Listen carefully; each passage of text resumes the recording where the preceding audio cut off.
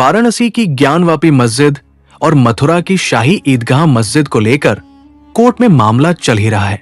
इसी बीच संभल की जामा मस्जिद को लेकर एक और विवाद भड़क गया है।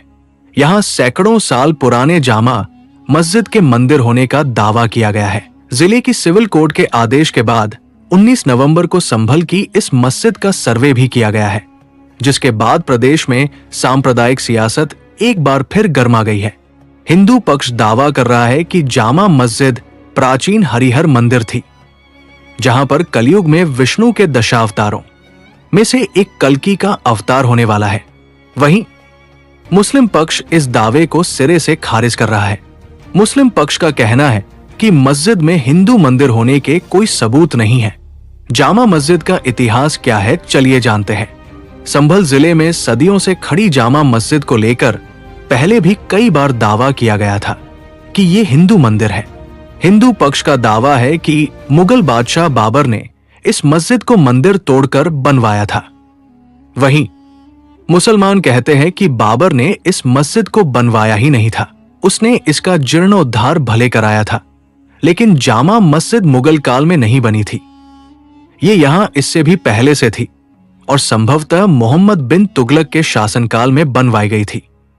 मुस्लिम पक्ष के लोगों का दावा है कि लोधियों को हराने के बाद बाबर संभल आया जरूर था, लेकिन उसने यहां कोई मस्जिद नहीं बनाई।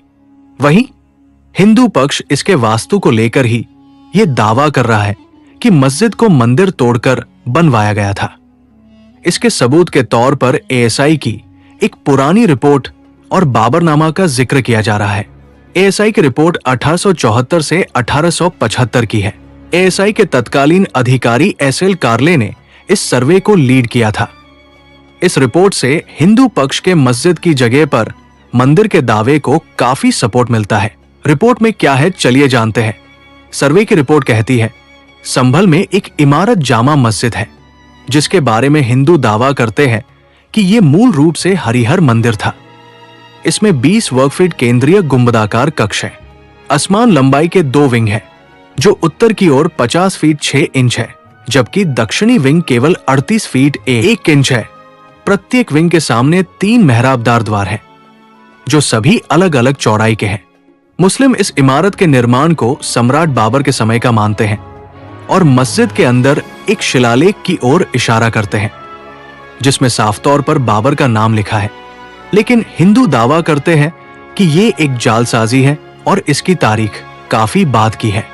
हिंदू दावा करते हैं कि इस स्लैब पर या इसके पीछे मंदिर से संबंधित मूल हिंदू शिलालेख है।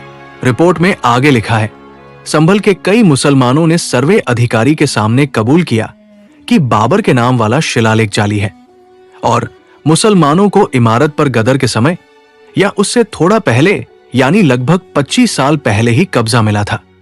उन्होंने इमारत पर बलपूर्वक कब्जा किया था और तब जिले के जज के सामने इस मामले पर एक मुकदमा चला था और मुसलमानों ने मुख्य रूप से जाली शिलालेख और मुसलमानों के एक साथ मिलकर अल्पसंख्यक हिंदुओं के खिलाफ झूठी गवाही देने के जरिए मुकदमा जीता था।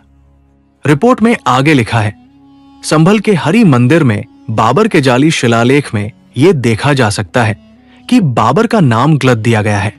शिलालेख में मैंने इस प्रकार पढ़ा, शाह जाम फुलहम्मद बाबर, लेकिन इस बादशाह का असली नाम शाह ज़ीरुद्दीन मोहम्मद बाबर था। इस इमारत का टिंग गुंबद शायद अपनी तरह का अनूठा है। रिपोर्ट में इसे पृथ्वीराज चौहान से भी संबंधित बताया गया है। रिपोर्ट में दावा किया गया है कि सेंट्रल स्क्वायर शैली के हिंदू मंदिर की दीवारें पत्थर से ढकी बड़ी ईंटों से बनी हुई प्रतीत होती है। मैंने वो निशान देखे जिनसे पता चलता है कि पत्थर के आवरण के समय दीवारें बहुत मोटी थी। मंदिर के बाहरी प्रांगण की बाहरी सीढ़ियों के नीचे मैंने लाल बलुआ पत्थर में, रिपोर्ट के मुताबिक, पुराने हिंदू काम और बाद में किए गए मुसलमानी काम के बीच एक साफ अंतर है। पुराने हिंदू मंदिर को मुसलमानी जोड़ से एक बार में ही अलग से पहचाना जा सकता है।